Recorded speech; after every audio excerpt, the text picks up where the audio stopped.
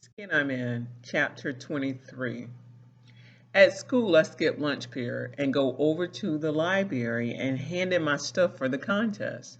The librarian says that over 100 kids have entered this contest. I almost take back my entry when she tells me that. But then I start thinking about how much time I put into my writing. I ain't got nothing to lose, I tell myself. I'm almost out the door when I see some books on the table. They're poetry books. So I sit down and look at them for a while, and I think about Daddy all over again. Working in the principal's office has got its benefits. You get to see and hear everything, like parents coming in to tell Mr. Pajoli off. Juju came in today. She didn't have an appointment, but she wouldn't leave, so they pulled Miss Saunders out of class and got somebody else to cover for her for a while. Before Miss Carroll can open her mouth to speak, Juju is screaming loud as anything. She's saying her sister is failing because of Miss Saunders. Mr. Pajoli comes rushing out of his office, asking Juju to quiet down. He puts out his hand and introduces himself. Juju looks at his hand like dirt's on it. She ain't gonna shake it. He asks her to calm down. She won't.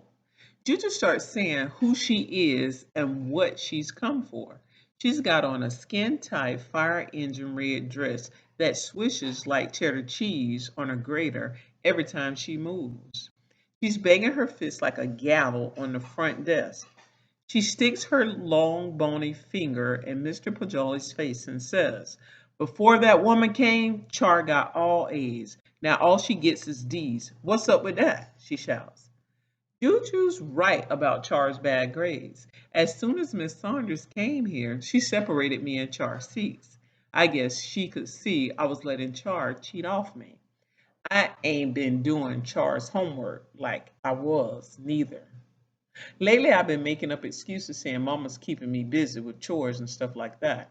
Before Mr. Bajoli answers Juju, Juju is on to a new subject.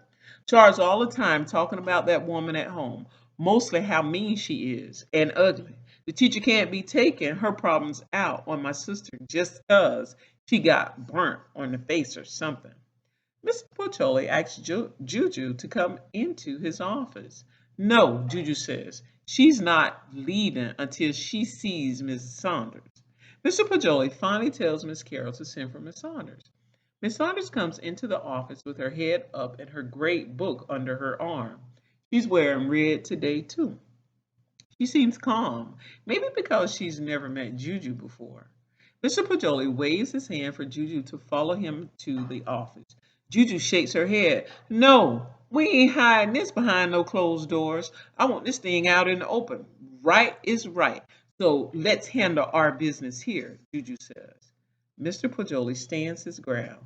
Business is handled in my office or not at all. Juju still mouthing off, but she follows Mr. Pajoli. This is Char's third time in seventh grade, she's saying. Char can't afford to do no more time here. Her other teachers know that. They're giving her the grades she needs to move up. Miss Saunders hands Juju some papers. Most of them are incomplete, she says. Charlize would rather pass notes than do assignments, Miss Saunders tells her. Juju eyes the papers. I don't know what happened next. Miss Carroll told me to go get the janitor and tell him the principal wants him to clean up the mess in the boys' room.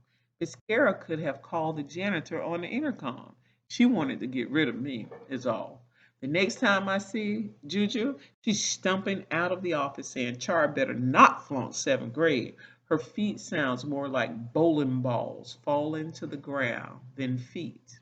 Then all of a sudden she stops and stares Miss Saunders up and down. You don't know what you're doing. You never even taught kids before. You flunk my sister, you won't teach nowhere else. I know people, big time people, she says, walking out of there.